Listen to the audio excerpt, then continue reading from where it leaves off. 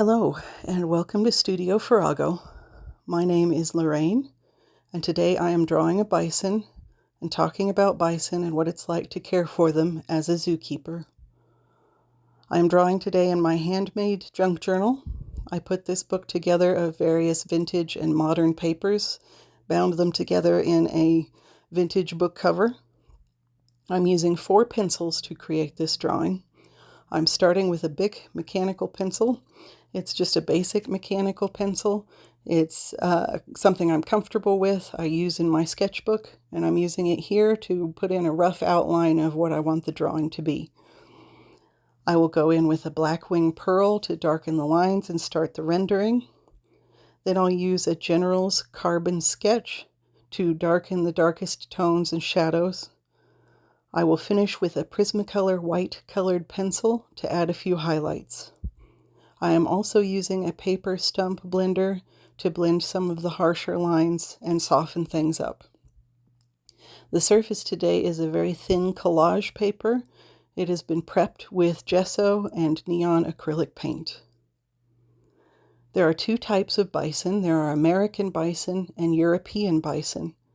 I grew up in America, never knowing that there were bison in Europe. We always thought that bison were an American animal. And there are differences between the species, but today we'll be talking about American bison. They are the largest animal in North America. Males get up to 1 ton, that's 2,000 pounds, and 6 feet tall. They are the longest and heaviest. Moose are technically taller, but for the sake of argument, we're going to say they're the biggest animal in North America. They once roamed from top of Canada down into Mexico in herds of millions, but through hunting and disease, they nearly became extinct. Before the late 1880s, it was estimated that there were 60 million individuals roaming North America. By 1889, there were only about 500 left. Bison were culled specifically to subjugate natives. Bison were a major resource for most of American native lifestyles and traditional ways of life, so settlers and colonists went in and killed the bison deliberately in order to control how the natives lived. After there were only about 500 left, people began recovery efforts, and nowadays there are an estimated 15,000 in the wild, with many more in commercial herds across North America.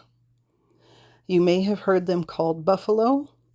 In Europe, this is specifically reserved for African buffalo and Asian water buffalo. It is technically an appropriate term to use bison, although in America, bison and buffalo are often used interchangeably. In the Plains Indian language, there are distinct words for female and male bison. They are so important. In the 19th century, farmers and ranchers tried to cross bison with cattle to create a hybrid called beefalo. They are genetically compatible, but the offspring are not very vigorous, not very useful, and this process was abandoned.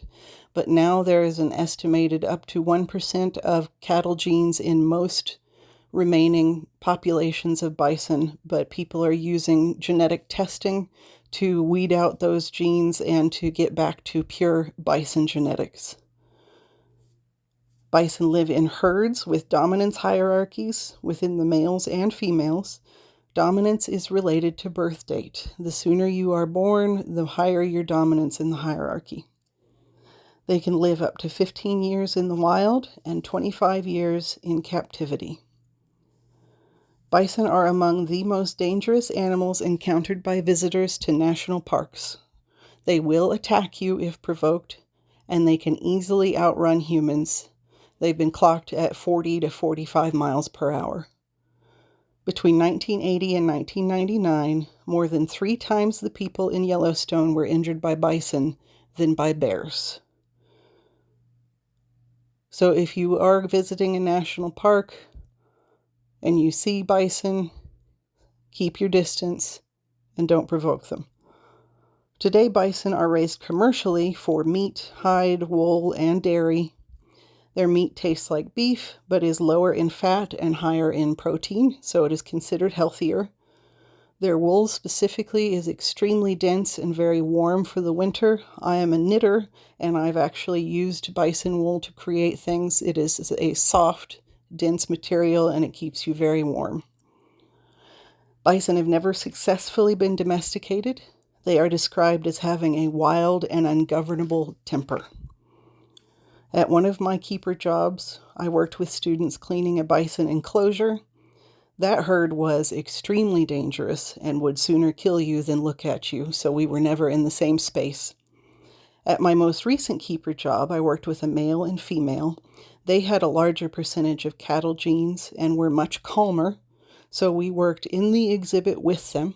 We drove a truck in and got out of the truck to shovel poop and distribute food. Although they did get the zoomies every once in a while, which was fun to watch, but we had to wait for another time to go in the exhibit with them when they had the zoomies because it was so dangerous. They are very large and intimidating. There is something wild in their eyes if you stare at them long enough. They're a very magnificent creature, worthy of respect. I want to thank you for joining me today. If you like this video, please give it a like, thumbs up. It helps me out. If you'd like to see more sketching with me, if you'd like to see more sketchbook tours, I am a sketchbook artist. Please subscribe and stick around and see more of that content. Once again, I appreciate you being here, and I'll see you in the next one.